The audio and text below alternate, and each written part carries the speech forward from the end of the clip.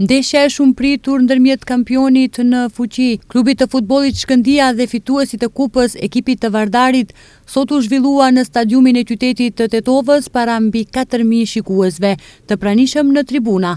Ndeshja përfundoi me fitoren e Vardarit me një gol të vetëm nga penaltia që e realizoi David Babunski në minutën e 49. Sa i përket ndeshjes, duhet të theksojmë se Shkëndia zhvilloi një ndeshje të dobët përpara tifozëve vendas, ndërsa Vardari realizoi qëllimin e vet për atë që kishte ardhur në Tetov. Fitoria e Vardarit kundër ekipit tetovar erdhi pas plot 8 viteve.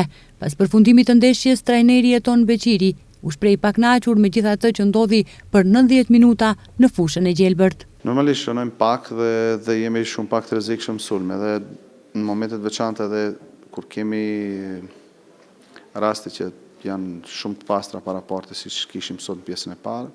Edhe në ato momente, do me thënë, ne nuk mund të shënojmë edhe atëherë kur kundërshtari gabon dhe kjo është qetësuese për momentin. Dhe kur do analizojmë në mënyrën se si pranojmë golin, do me thënë një gol i falet totalisht dhe pastaj një situatë ku ndoshta edhe centimetra kanë vendosur për golin 1-1, do me thënë për atë thash edhe në fillim se gjithçka ishte kundër neve në ndeshjen e sotshme. Në ndeshjet tjera që u zhvilluan gjatë fundjavës kishte shumë befasi dhe efikasitet të lartë. Të premten Bashkimi mundi shkupin 4-1, ndërsa Arsimin e Kavatar mundi t'i gveshin 4-3.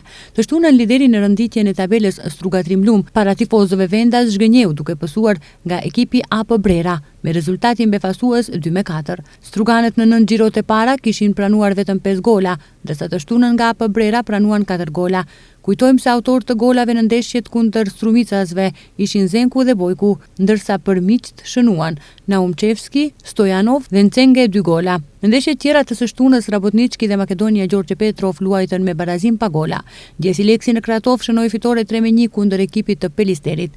Rezultatet e xhiros së 10, Bashkimi shkupi 4-1, Tikveshi Arsimi 3-4, Struga Trimlum AP Brera 2-4, Rabotnički Makedonia Gjorgje Petrov 0-0, Sileksi Pelisteri 3-1 dhe Shkëndia Vardari 0-1. Pas kompletimit të javës së 10 në tabelën që e kryeson Vardari me 24 pikë, para Struga Trimlum që ka 23 pikë dhe Shkëndis me 21 pikë.